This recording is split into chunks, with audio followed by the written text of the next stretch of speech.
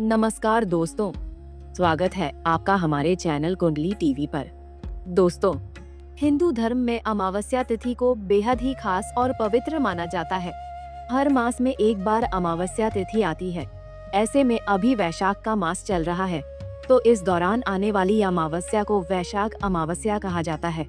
अमावस्या तिथि को पितृ दोष से राहत पाने के लिए बेहद महत्वपूर्ण माना जाता है। इतना ही नहीं, इस दिन स्नान, दान और पूजा करने से विशेष पुण्य फल की प्राप्ति होती है। ऐसे में हर कोई जानना चाहता है कि आखिर इस बार वैशाख अमावस्या कब पड़ रही है, इसका सही मुहूर्त क्या है। ऐसे में दोस्तों, आज की इस वीडियो में हम आपको इसी से जुड़ी सारी जानकारी देने वाले हैं। तो चलिए बिना किसी देरी के शुरू करते हैं। हिंदू पंचांग के अनुसार वैशाख मास के कृष्ण पक्ष की अमावस्या तिथि का आरंभ 16 अप्रैल को रात 8:11 पर होगा और इसका समापन 17 अप्रैल की शाम 5:21 पर होगा। ऐसे में उदया तिथि के अनुसार वैशाख अमावस्या 17 अप्रैल दिन शुक्रवार को मनाई जाएगी। बात करें इस दिन के महत्व की, तो वैशाख अमावस्या को माना जाता है कि इस दिन स्नान दान करने से शुभ फलों की प्राप्ति होती है। इतना ही नहीं, इस दिन पितृ तर्पण और पिंडदान करने से वे प्रसन्न होते हैं और आशीर्वाद बनाए रखते हैं। माना जाता है कि ऐसा करने से पितरों को शांति मिलती है, साथ ही पितृ दोष से भी राहत मिलती है। इसके अलावा इस दिन दान का भी बेहद महत्व माना गया है।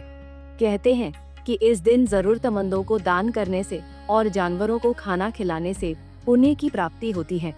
चलिए अब आपको बताते हैं इस दिन की पूजा विधि के बारे में।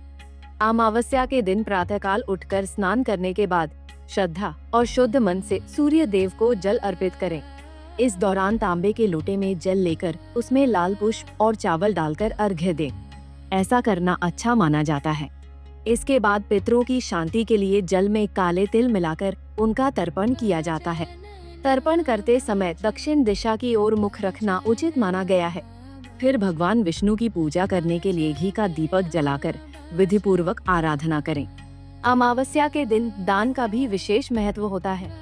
इस अवसर पर जरूरतमंदों को अन्न, वस्त्र या धन देना अत्यंत पुण्यकारी माना गया है।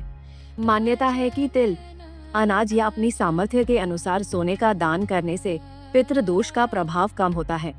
दान करते समय अपने पूर्वजों को स्मरण करना और उनके नाम से पुण्य कार्य करना विशेष फल प्रदान करता है।